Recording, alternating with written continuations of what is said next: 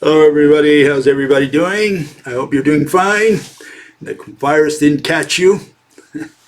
First I want to say that we postponed the Lusaka conference that we were supposed to have in April. For some reason Lusaka is the only country in the world that locked its borders, won't let people out or in. I don't know what's going on over there, so we got to wait till the Zambian authorities open their borders again. We don't know when that'll happen. Okay, so yeah, we postponed the conference, and we're going to have to reschedule it. We don't know yet what's going to happen at all in the world. Okay, I just want to remind also people, everybody there, that we have the Rope Hypothesis, the book. It's up there for you to download at ropehypothesis.com. Okay, you can go into books and you will find a PDF file that you can download. It's for free. It puts you up to date. It brings you up to speed on what this site is about. Okay, and I also want to mention that anyone who has a second language and wants to translate the book to his second language, please contact us at tokakaka@hotmail.com, and we'll send you a file that you can work with to translate it into your native language. Anyways, what am I going to talk about today? Well, I want to talk a little bit about this issue of the virus that's going on in the world. Why? Because I have an extinction theory. For those of you who are not aware, I've been talking about it for the last 20 years, and I think this virus may have something to do with that extinction theory. Maybe, I don't know. That's what I'm going to try to find out myself. But the issue is that I'm going to talk about the extinction theory and how it relates perhaps to the virus, or how the virus might trigger what I proposed 20 years ago. And if I have time, I'm going to deal with some of the comments regarding wave theory that we dealt with a couple sessions ago. Anyways, one of the problems that I've got is people don't seem to understand what the theory is about. And they're putting words in my mouth or misunderstanding the theory, misrepresenting it. And therefore this forces me to clarify the theory for, I guess, the 10th time. Maybe someone will listen out there and figure out what the theory is about. The theory is about extinction, but the mechanism, no one seems to grasp it, or very few people seem to grasp it.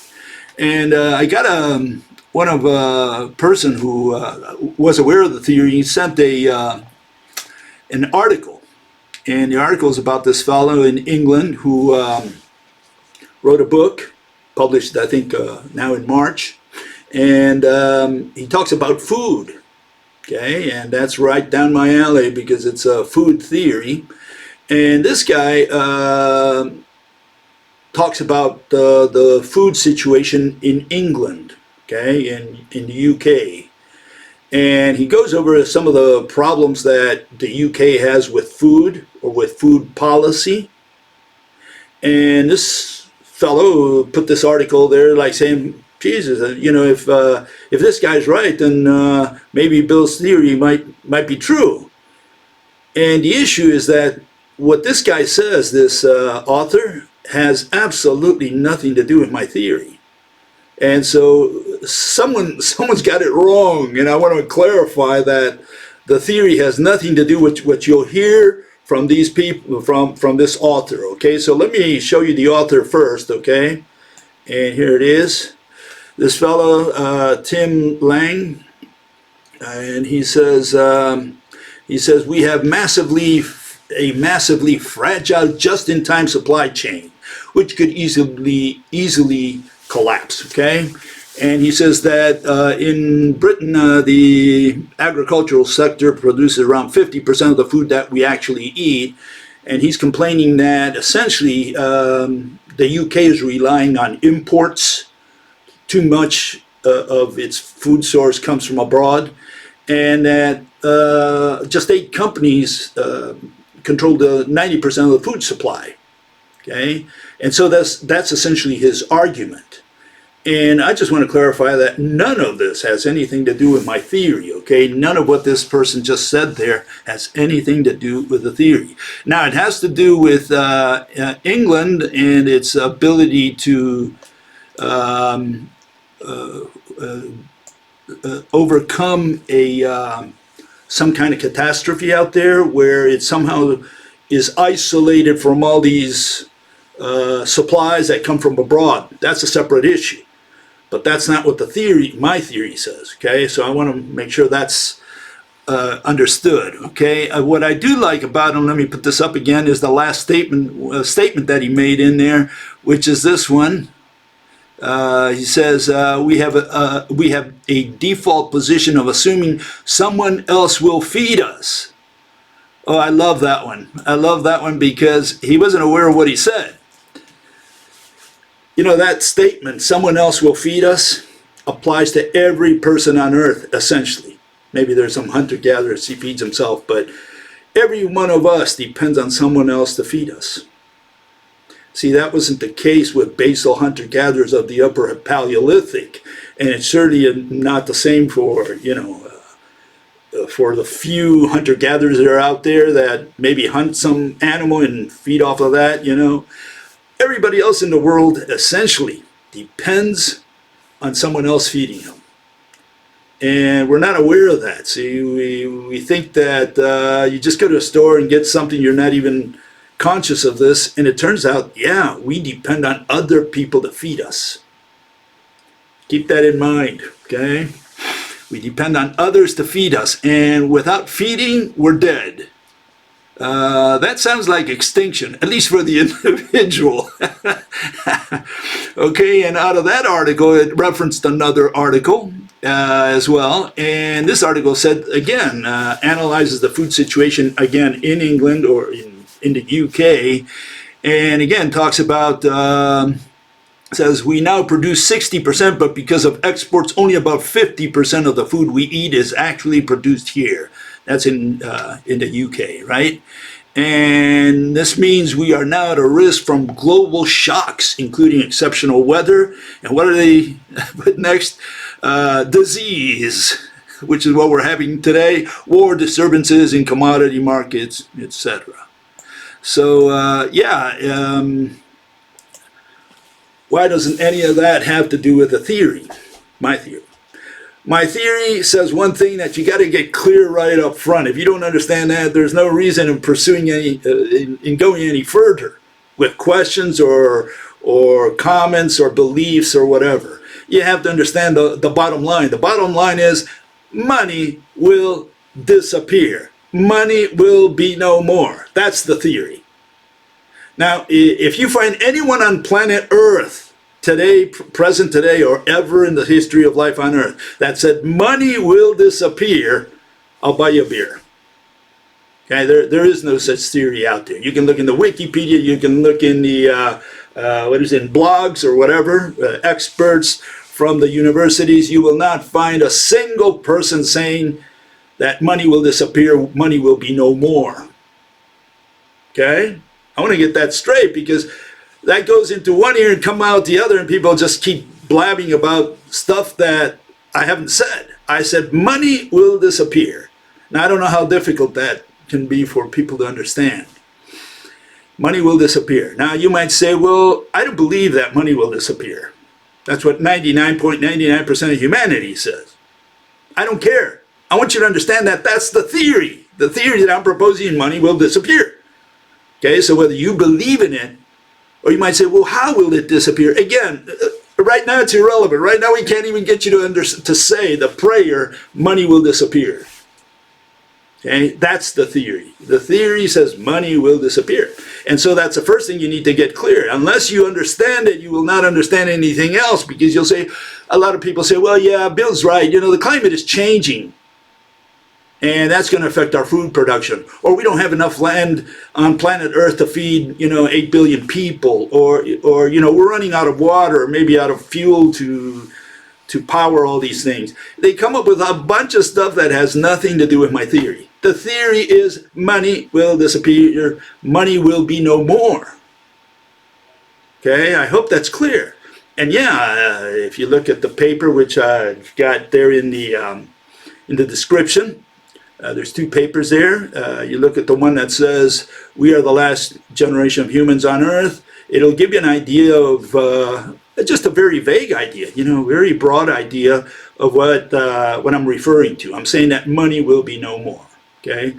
So, when you cut the chain of money, see right now we have a chain, and it's all connect. That chain is money that connects all aspects of our global economy.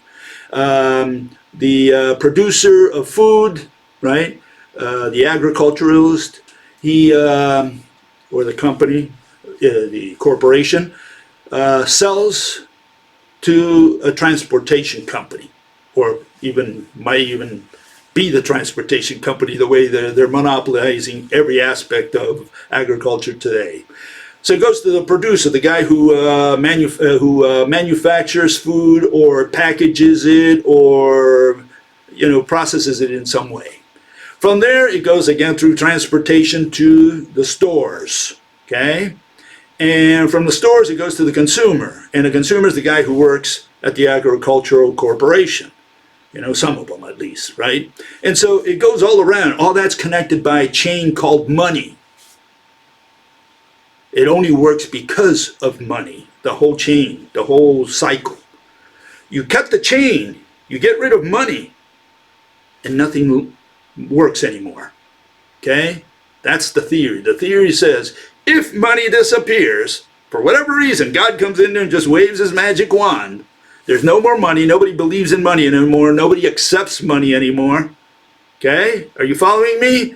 If money disappears completely, for whatever reason, the devil put his tail in there, I don't care. Point is, if money disappears, right, that whole cycle disintegrates completely. Now you have what I call the chain of faith. We have to pray for our food because someone else feeds us. We depend on someone else to feed us. Okay, right now the agricultural, if money collapses, right, money disappears, corporation that produces the food, that plant, the agricultural corporation, will not accept money, right, from the transportation or the manufacturing company, okay, because money is no more, right? They don't accept money anymore. And the corporation that manufactures or processes food won't accept money from the supermarkets. Supermarkets won't accept money from the consumer, and the consumer won't accept salary from the corporation. The whole cycle breaks down if we can get rid of money. So if God comes here, after so many thousands of years, 7,000 years, I think it was, and waves his magic wand, and somehow, instead of making it rain for 40 days and 40 nights, just gets rid of money, we're done. The whole system breaks down, and without money, we can't get any food, and without food, we all die. That's a biological fact, okay? So that's the theory. The theory is money disappears, okay? If you stray from there and say, well, the climate and peak oil and all these other factors, nothing to do with it. Absolutely nothing to do with it at all, okay? Money will disappear. That's the theory. You need to get that part straight in there, okay? I talked about the other day about some of the macro processes that we cannot avoid, okay? These are macro processes that were predictable in retrospect, which we could not have avoided, and we cannot avoid even now if we go forward, okay? And let's see if I can get it here.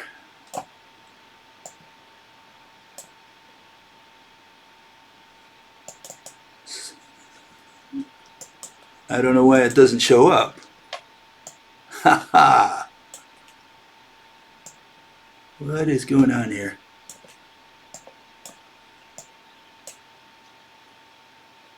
Somehow I can't get one of these things to show up. I see it, but I know that you're not seeing it. So I'm not sure what happened here. See if I can get another one of these up there. Oh yeah, that one shows up. Not sure what happened here. Okay, anyways, there's some macro process. I'll just have to read it to you because I don't know why I can't get you to see it. That is magic. Anyways, I'll just read them out to you. One is transition from country to the city. That's been going on for some time now. Okay, across the world, across the planet, people are moving from the country to the city, from the farmlands to the metropolitan areas. They're looking for work. The land is being bought out by agricultural corporations, and now they have these economies of scale where they process food on a grand scale and they get rid of the little farmer. That's a process that's going on across the planet. Every country on the planet is doing that, essentially. So we're moving from agricultural manufacturing to services. You know, there was a process. We started in the Neolithic, and where we invented or discovered agriculture, and from there we moved on to manufacturing. Eventually we started trading, and from there we became more and more efficient at manufacturing, and eventually moved people out of manufacturing and into services. And one of the things, you know, some people say, well, you know, services is good. It means we have very low unemployment thanks to the fact we have all these people working here and there and everywhere. And what they miss is that services is, for the most part, unemployment. Okay, services is an unemployment category, essentially. You look at finance, 20% of the U.S. economy, at least, is finance, including banking and insurance and so on. And if you credit, you know, and if you look at that, you know, it's all promises. Finance is all, for the most part, is promises. It's a different kind of service than a person who mows your lawn or cuts your hair. You know, you have an immediate benefit. Services of the financial kind is futuristic. You know, if you don't use insurance and you pay for it, and maybe you never use insurance in your life, and then you die, you know, you paid for nothing. You paid for a promise. And so you got to think about that. A lot of that is masked unemployment. Okay, someone said, oh, we have more people working today. Yeah, but they're working in the service industry, and services is, for the most part, unemployment. So, and if we add to that the fact that people are making lower wages today, real wages, that's also a way of masking unemployment. So unemployment is a weird word. Okay, it's got many categories. In fact, there's I think 6 types of unemployment that the government always ponders and analyzes. Then we have the other issue, the demographic pyramid overturning. That was unavoidable. The species, our species, is growing older and older and older. We are an old species. People say, well, we've been around for only 200,000 years. Yeah, Mother Nature doesn't count the age of a species by the number of rotations of the Earth around the sun. Mother Nature counts it by whether we have lost our genetic diversity, which humans have, and by whether the majority of the population is over the hill. That's when a species is old. Okay, and that's where we are today. And that's why, you know, our birth rates have gone down and are heading towards zero population growth. In other words, we're not producing kids anymore. Partly in great measure because we moved to the cities and you can't have kids in the cities. So it's all intertwined. Okay, so we could not have avoided this. And if you look at just a piece of bread that you put on the table, leave it for a month or so, until it turns green, the bacteria will multiply first, and then at some point they'll stop reproducing. Miracle. It's called density-dependent birth rates. That's what humans are subjected to today, density-dependent birth rates. We do not produce kids because we have too much density and too little economics, and we're all crowded in cities. That's why we stopped having kids, okay? Anyways, employment bottlenecks, unavoidable also. The old stay in their jobs, the young can't get in there, okay? Innovation, efficiency, it was predictable that we would have put new inventions, primarily innovations, in the workforce apply computers, etc., to make things more efficient. And what that does is, weed out the worker. We don't need workers anymore, okay, or ever fewer and fewer of them. Entitlements, unavoidable, Social Security, welfare, unemployment, health insurance, all those entitlements, the government has to pay for those. And what does that do? Governments incur debt as a result of that, okay? It's unavoidable. So government runs up the tab because they have to pay for these entitlements, which are included in the law, okay? You're entitled to certain benefits, and the government has to pay for that, and that's paid for from the workers that work. They take a little bit out of their paycheck. From there, they pay the people who don't work or who need health or whatever, retirement. Currency devaluation, okay? What we have is government creating money, okay? And when government creates money, it automatically is lowering your salary. Unless there's an increase in your salary proportionate to the money created by the government, you just lost some money, okay? And real wages have been falling. In fact, here I have a little chart. Hopefully this one shows up, okay? And you can see what's happened to the real wages of workers in the last, 40, 50, 60 years, okay, since 1948. Okay, you can see that we were pretty much doing, at least the U.S., right? This is for the U.S., but it gives you an idea. It was productivity and hourly compensation were pretty much hand-to-hand all the way until 73, and then they started separating. Now we have a lot of productivity, but that doesn't show up in your paycheck, okay? And so workers are making less and less real wages. That's what it comes down to, okay? Okay, and again, let me look at one final couple more here. The stock market volatility, the fact that we have all these bubbles. We had a housing bubble in 2008. We have a derivatives bubble coming up maybe. A lot of casino playing by the banks. Okay, that could pop any moment. And then we have finally the fact that all food is being concentrated by a few corporations, which is what this English guy was saying, that you have very few agricultural corporations or food corporations because they do the transportation as well, processing some of them. And what they do is they have very few corporations doing the whole work. And that puts our lives in the hands of very few corporations. That's what you got to think about. So all these were unavoidable macro processes, and they were predictable, okay?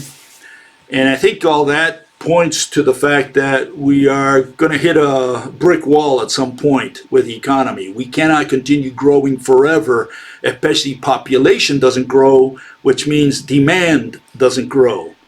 And I know a lot of people out there say, well, you're crazy. Well, that's my take on it. I'm saying that you cannot replace quantity with quality.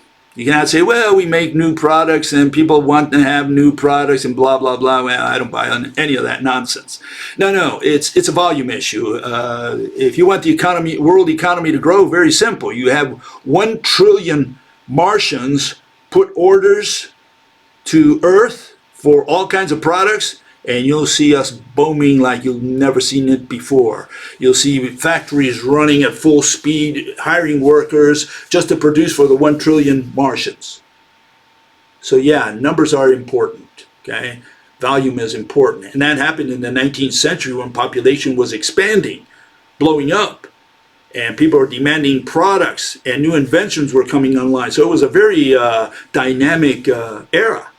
That's not the era we have today at all. Okay, so we have a different situation today. Anyways, if you go back in time, the question is whether any of this is going to go like in Weimar Republic, Germany. I put some clips here just so that you can see. This is what happened to the mark. Okay, the marks in circulation versus prices. You can see what happened in the 1920s. These are the curves, okay? And what happened was that the money devaluated so much that it became worthless, essentially. People were using marks to, Deutschmarks, right, to heat their stoves because it was cheaper than buying coal, I guess. Okay? And my grandmother was German, and she was there in 1923. She left Germany in that year, and she said it was incredible. You had to take like 1,000,000 marks or whatever to buy a piece of bread. It was just unbelievable. And yeah, here's a cartoon that pretty much puts it in perspective. Again, prices out of control again. And so you can see the person taking tons of bills just to buy, who knows, a loaf of bread or whatever, apples. And it just kept growing. Here these guys are putting all kinds of bills in there, just to buy something. And the question is whether this is going to happen again. And I asked some Germans here in Germany whether anything like this could ever happen again in Germany. They just shake their heads and laugh at me. They said, what do you think, this is going to happen again? Are you crazy or what? And now we have lockdowns here in Germany. So you tell me if anything can happen. And I'll tell you, yeah, anything can happen. That's the best way to see it. So what happens when the economy reaches problems like we have today, where you have a virus that locked us all in? Here in Hessen, where I'm at, this state does not have a lockdown. It just has a voluntary, keep your distance policy. Okay, but in the south, in Bavaria and other states that are bordering with Switzerland and France, they're on lockdown. They've got the Gestapo and the SS, all of them, the Schutzstaffel, on the streets, okay, guarding, your health, okay? And so this is what would happen. First you have, when you have a crash of some kind, you have people first marching in the streets, protesting the cost of living. They first march through Main Street, then they march all the way to the Capitol or the legislature or the Congress or whatever of their city or their country. It starts peaceful, okay?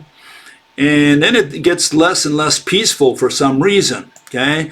We get to Pitchfork Day, okay? That's when the workers of the world unite, and they start confronting the police a little more determined. Second time, and now it's no longer a peaceful march. Now they come in and they demand certain things, and yeah, you have the crowds meeting up with the police, okay? And you might say, well, that doesn't happen anymore, especially in an advanced country like Germany. Can't imagine happening here. United States, China, under communism, maybe Russia, I don't know. Will it happen in these countries? In these countries that are so overly controlled, will people really go out there? Well, it depends on how desperate they are. I mean, if you're starving and somehow food rations are not enough, or the food doesn't get to you, you're in the so-called state of siege. Well, yeah, anything can happen. And one of the things that can happen is what you just saw. And this is what happened in Germany right after the war. You had all kinds of people, rioting and complaining and protesting and whatever. And you had millions of people in the streets, just demanding their share of the wealth. And so, yeah, there are marches, and those marches can become violent. And when you have that kind of thing, it's a different kind of world than the one you're used to. A lot of people today are not aware that this even happened. A lot of people are saying, well, it'll never happen again, those who are aware. And so the question is, is this going to happen again? Does it have any chance whatsoever in your mind? Okay? Here's one of the things which is iconic for the 1920s, okay? These are the soup kitchens. Will this ever happen again? Where you have, all these laid-off workers, welfare people, retirees, and etc., and they come in for just a plate of soup, okay? And yeah, and they date heartily, and the government has to pay for this, or it's done through donations or whatever. You got to line up on the streets just to eat a plate of food. Do you think this will ever happen again, especially in an advanced nation? Or is this beyond reason, thinking that this will never happen again? You got to think about all these things, because right now, in many places right now, there's lockdowns. Cities, countries, there's lockdowns. And they say 2 weeks, maybe a month and a half. Fine. And it's very likely that we'll get back to normal after that, whatever normal is, okay? But you got to keep in mind that normal is no longer normal. First of all, this is not normal. This is totally unprecedented. And second, even when it blows over, the virus, and everybody's allowed to get out of their houses because the danger is now no longer that dire, okay? Will the economy be back to normal? I mean, you have lots of unemployed people, and can you get them back to their jobs? Will there be jobs to hire these people back? And when you have millions of workers out into the streets, well, you're approaching more a soup kitchen and riot type scenario than you are a normality. So the problem is not the virus. The problem is the economy. Okay, that's what I think you should keep in mind. And here's what happened in Argentina. In 2001, they broke into stores, crowbars, whatever, and they stole everything they could, food from the shelves. Did they pay for all that stuff? Well, I don't think so. Okay, they just broke in there, okay, and stole whatever they could. Okay, a lot of them are opportunists. Maybe there was no need, but that's what people will do when there's riots, when there's loosening of the conditions in the country. If people are having trouble getting to the end of the month, they don't care. They'll go in there and rob a store. And there was this Chinese guy I knew. He had a store. And he said he couldn't believe that neighbors that would say hi every morning to him would come in there and steal from his store right in front of his eyes, just steal whatever they could and run out. And these were people he knew in his zone. So yeah, I mean, sometimes you can't believe how people will change overnight because of necessity. You can say that they're just opportunists, but there is an element of necessity that drives people to do these things. And if there is lawlessness, and maybe the cops are not around, or maybe the cops even help you, like in the Russian Revolution, where the cops went in there and they didn't worry about security. They went in there to get their bag of flour. Yeah, then you got a problem. You got a problem in the country. And yeah, a lot of people might say, well, Bill, see, we had all these problems. We had a problem in Germany, another one in Russia, and we always overcame it. Yeah, but see, this is the issue. The issue is now we're talking global. See, when Russia had a problem, when Germany had a problem, there were other countries that weren't doing as bad. And, have countries that sell to other countries to get them out of the mess for a little while. The United States, England were helping Russia against Germany during the war. There were other countries, helping Germany and so on, after the war and so on. So as long as one country can help another country, no problem. But what if the whole world is a country, all connected by ships and airplanes which deliver goods and services, etc., and suddenly that system breaks down? Well, now you have the whole world. Who's going to help us? The Martians? It's a closed system then, okay? What you had in the 1920s, 1930s, and 1940s was not a closed system. You had one system that had problems, and another one helped them out. Emergency help or whatever. You had the Marshall Plan also, after the war. You had that because someone was rich and someone was poor. Someone was in need, the other one had what this guy needed, and so they reached an agreement. But what if the entire planet is a country, which is more or less the situation here, where the whole world depends on the whole world, where the dollar, for example, is what people use in the world, and suddenly that dollar collapses. Now you got a problem, because now you need the Martians to come in and help bail you out. And people don't always understand that the situation today is very different than what we had before, during the war, and even before the war, during the Depression era. Okay, and so what happens when things get real bad in your township, in your ghetto? You might run out of supplies. Maybe there's not enough water. Maybe electricity is shut down or something. And so the army or the National Guard or some government military force comes in and says, "Okay, folks, why don't you get into the trains? Okay, we're going to take you for a ride."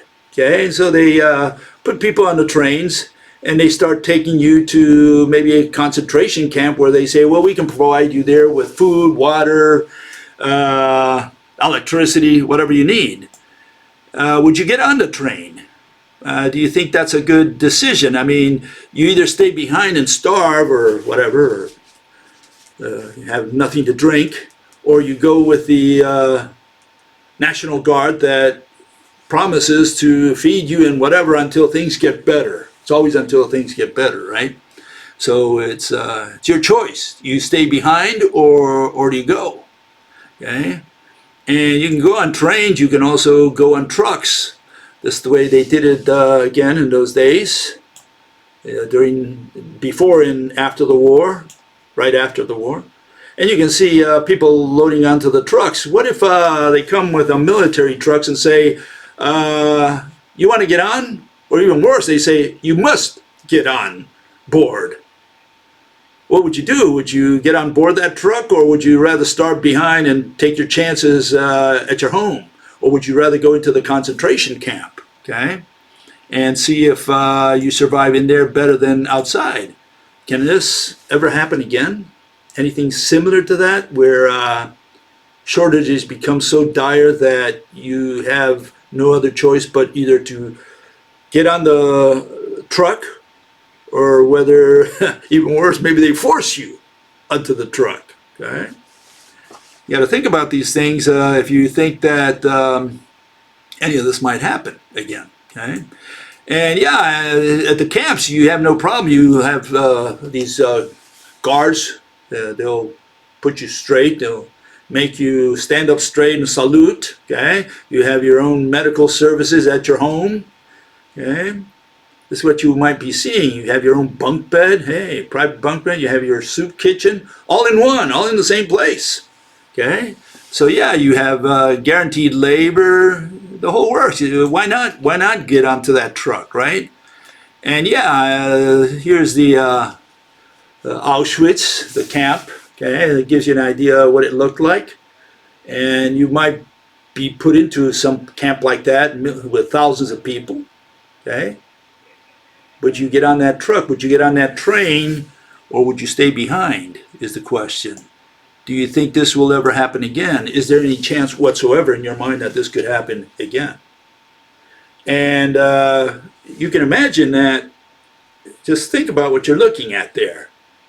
If money is no more, right? Big if, but if money is no more, well, all you have is food. All you need is food, and you need to get on the truck unless you have your own store somehow, you know, for I don't know how many years.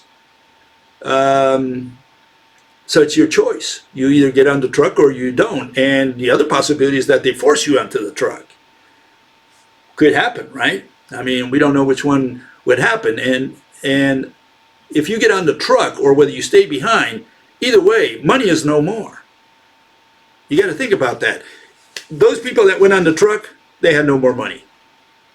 Now they depended on someone else to feed them. And it's not like, you know, you're in a concentration camp. You don't go in there with money and say, okay, I'm going to buy something, because money has no value at that moment in time. Okay? So think about that. You know, at that point, money has no value. And if you stay behind, for sure, money has no value. So the question is, how can we reach that point? Is it possible to reach that point? Okay. That's the issue. Well, let's see if we're anywhere close to that. Here we have Goldman Sachs, okay?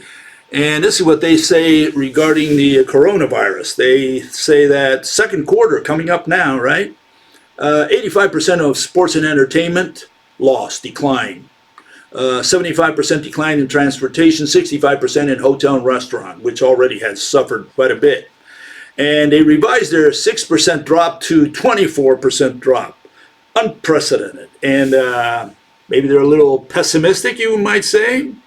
Okay, could be.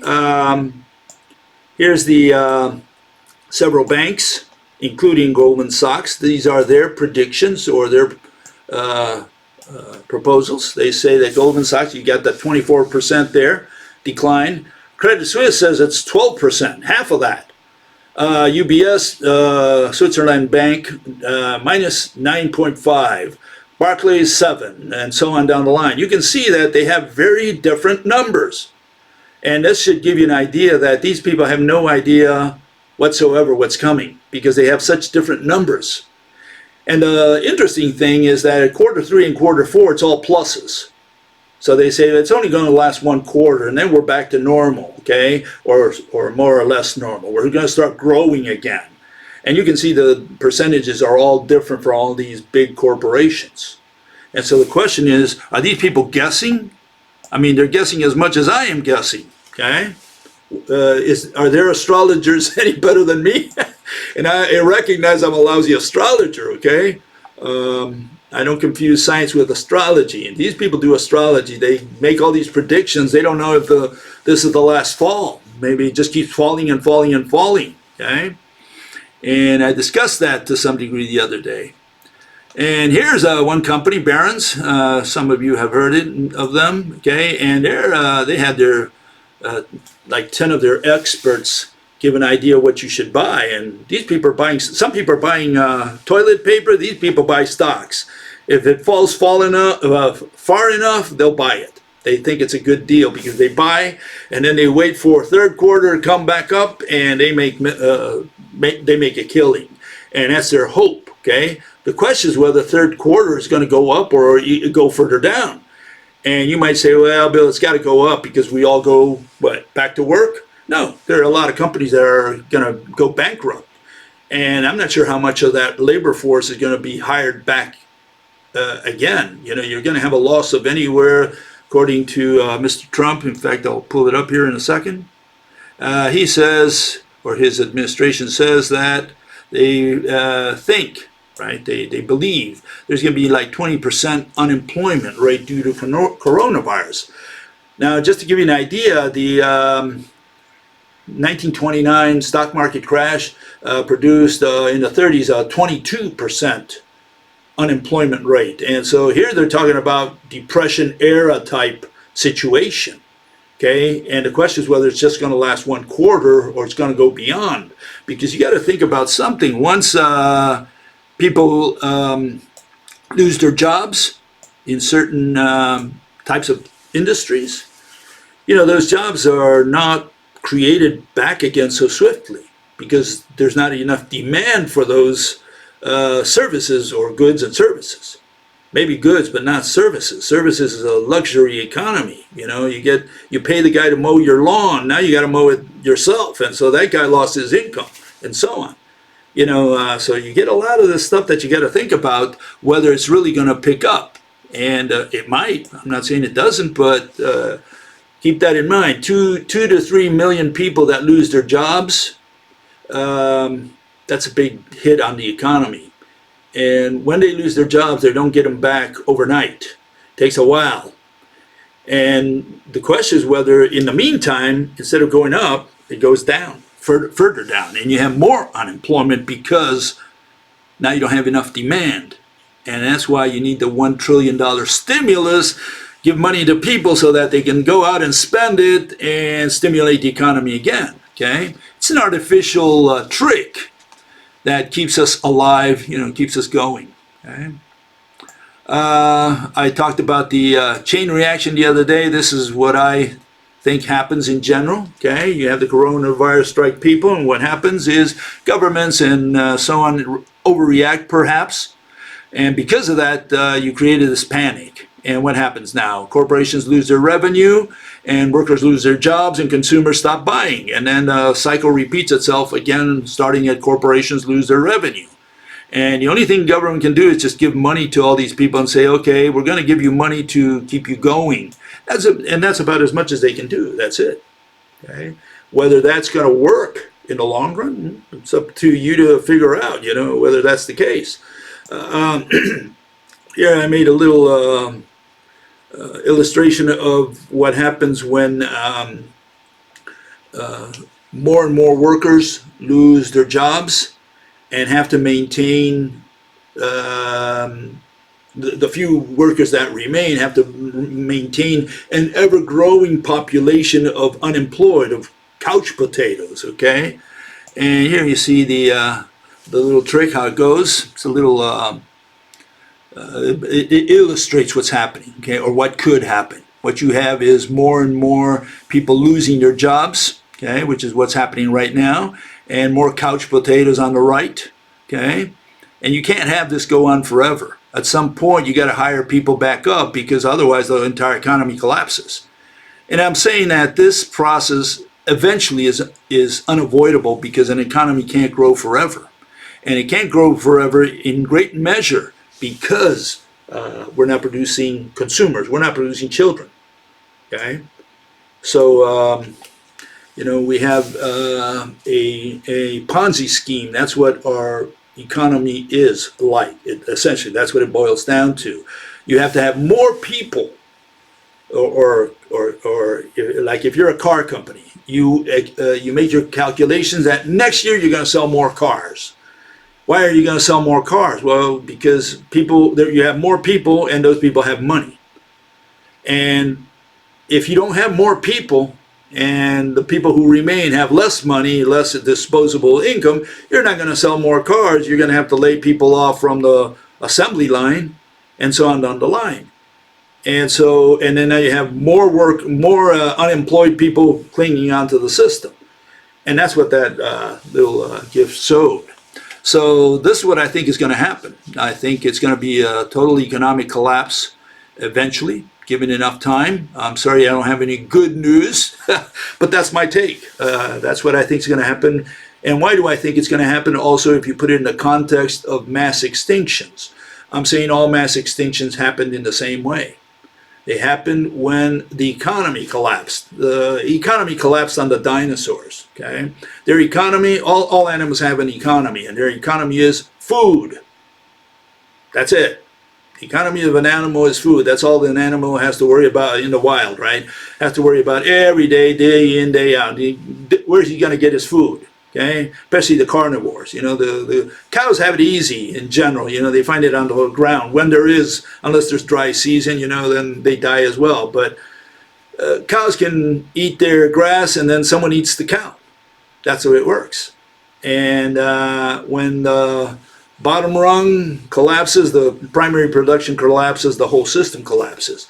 And that's what would happen to us if money disappears. If money disappears, for sure, there's no one to toil the land, no corporation that has any incentive to put seeds on the ground, okay?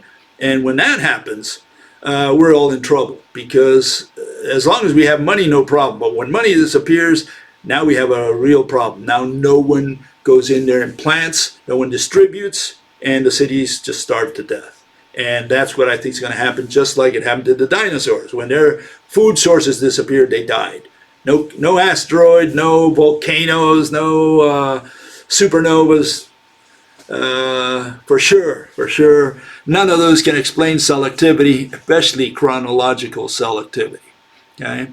Okay, I'm going to got a little time, so let me see if we can work on some of the comments that were made regarding the wave nature of light that we discussed the other day, especially amplitude, okay, is the speed of light. And this was one of the comments that was made. It says, hey, dude, you are wrong as usual, okay? You can produce standing wave with a free end. Just look at such and such, and gave me a reference, right? There is both example with free and with a fixed end, okay? So what did he point to? Well, he pointed to this, okay? This is my answer first. The only reason you can, because this is what I had said, and he just responded to this. I said, the only reason you can produce a standing wave, it's because it's got to be tied at both ends, okay?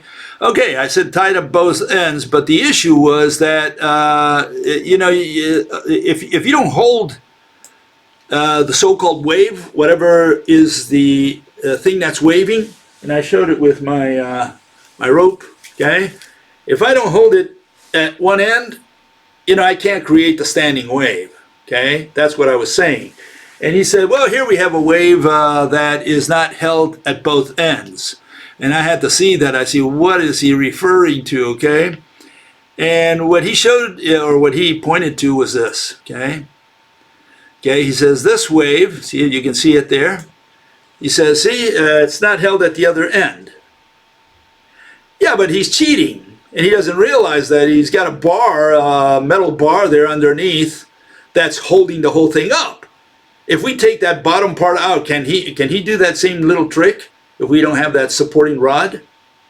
Okay, so this guy really has some kind of little problem in his head if he thinks that you can do a standing wave without holding the other end, or I gotta, I guess, add that something holding the whole wave up. I mean, what is he saying? Is there a rod connecting every atom in the universe, and the wave moves over the rod? Is that what he's saying? Turns out that that wave machine was done, that's like a second generation. Here was the first generation. This was done by the British, okay? And it's the Royal Institution who produced this wave machine, okay? And they produced it in 2008. And here's their machine. And one of the first things they say there, as you can see, is that the machine sits on horizontal bars which are threaded together with wires. So it has something to hold it up. And here's the wave. Okay, you can see it there. It's being generated. And again, you can see that the wave comes back over itself. Why? Because it's being held by a rod. So there is no such thing as a standing wave that doesn't have a rod underneath it, or is tied at the other end. One of the two has to happen. You can't have a wave without some kind of support. Okay. And then here's the reflection version of theirs, of this Vinicomb machine, a wave machine. You can see how it is. It's remember the wave is on the edges, by the way. Okay, so it's an optical illusion in a way, right? But yeah, you have to have some kind of rod. You can't do a wave without either holding the other ends, or putting a rod underneath. And if you put the rod, well, you got to explain what that rod is in terms of the transverse wave that people say that light is. So are they saying, or is this fellow saying that the transverse wave is held up by a rod? So yeah, he hasn't realized that. He didn't come through in his head. Okay, another comment here said, how the hell a field can be a concept? Talking primarily about a magnetic field. If a field has two types of shapes, lines and circles, it is not a concept and it is not an object as physics wants to say. A field is a region in space, whatever that means, okay, which is holding potential to do work. Look at this figure. It looks like a concept if it is formed in front of your eyes. Well, again, the big problem here is people do not define their terms, and they think they can get away without defining terms. So we try to address this by starting at the beginning. We define what an object is. That way we can use the word consistently. What is an object? An object is that which has shape. Okay, it's got to be a standalone object. It should be the only object in the universe. That's how we should visualize objects. Okay. And if you go into at least the Wikipedia, here you get a definition of what a field is. Okay, it says a field is a physical quantity that has a value for each point in space. So field is a quantity, right? Or as in mathematics, it is a set, right? Then you're talking about an abstraction. You're not talking about a physical object. So, you know, if this fellow says, oh, I'm offended that you said that a field is not an object. Yeah, it's a concept. Field is a concept. It's just a bunch of numbers at each point in space. That's all it is. It's a region of numbers, not a region of things. And people don't understand that. They've used the word field for so many centuries now that, really for 2 centuries, that they do not realize they're dealing with a concept, okay? And here, let's show that it's a concept, okay?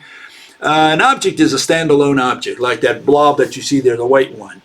And in the second one, you see an angel, okay, with a halo, but it's not, the halo is not a standalone object. A halo, what we have, if it's standalone, it's just a ring, not a halo. Halo requires an angel. And likewise, the magnet, the field requires a magnet. Without the magnet, you don't have a standalone field. You cannot have a standalone field alone in the universe. You need to have something, some place where that field has origin. Okay, and people don't always understand that. You can't have a field without a magnet. Okay, and so let's see if I can get this other one here.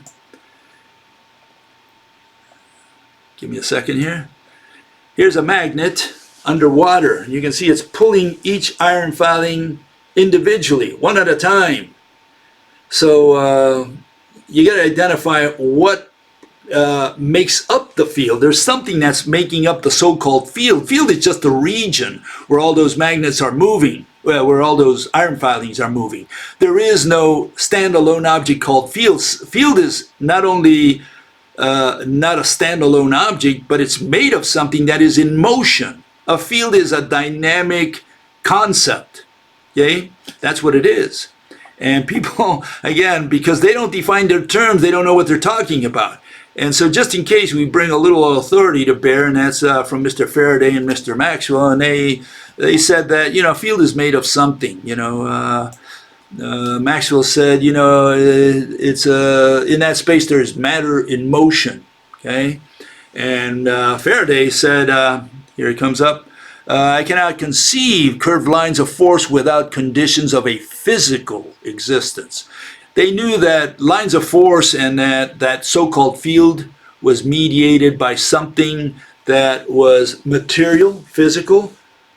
It was an exotic kind of material or matter or whatever, but they couldn't figure that out. And so they said, well, it's matter in motion. What it is, I don't know, but it's matter in motion. So field is matter in motion. Matter in motion is a concept. It's not a standalone object, okay? So from every point of view, from any point of view, a field is not a physical object, standalone physical object. It's not independent. It's something in motion. It's something that's made of something that is in motion. From all those points of view, field is not an object. And I know that offends a lot of people, but I'm sorry, especially electricians who believe they're dealing with something and they fail to identify that something simply because they can't see or touch it. That's the only reason, really. Okay, another comment here. And this fellow said, when monochromatic laser light goes through a glass or prism, does it change color? And the answer is no. And here I've got a little picture to show that. Okay. Give me a second, I'll put it up here. Okay, you can see that monochromatic light going through a prism does break up, but it doesn't break up in colors. Okay, it doesn't break up in colors because it's made of a single frequency or wavelength. And so, if anything, it changes a little bit of color when it comes out, or when it goes. I'm sorry, when it goes through the prism, but it doesn't break up into colors like white light does. Okay. And then we had another comment here. Let me get this one out of the way.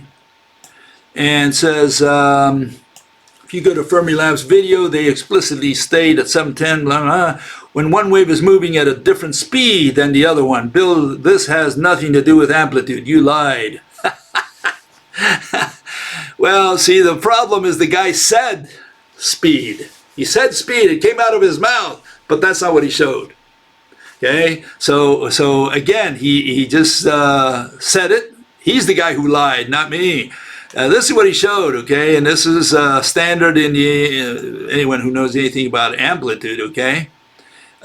This is what he showed, something like this, and you can see that the speed here is the same for both waves. And you might say, well, is that true? Well, let me show it to you. See if I can get it up here. Okay, there it is. You can see that if you look at that edge there, you can see that the two waves are moving at the same speed. There is no difference in speed. What you have is just difference in wave amplitude. That's all you have. So the guy showed wave amplitude and said speed, and this guy bought it simply because the guy said speed. And he wasn't looking at what the guy was presenting. What the guy was presenting at the Fermi Lab, and I showed that in a previous, 2 videos ago, was wave amplitude. That's what he talked about. And wave amplitude has nothing to do with speed. In fact, if you look at the equation, C equals frequency times wavelength, where do you see amplitude in that equation? Nowhere.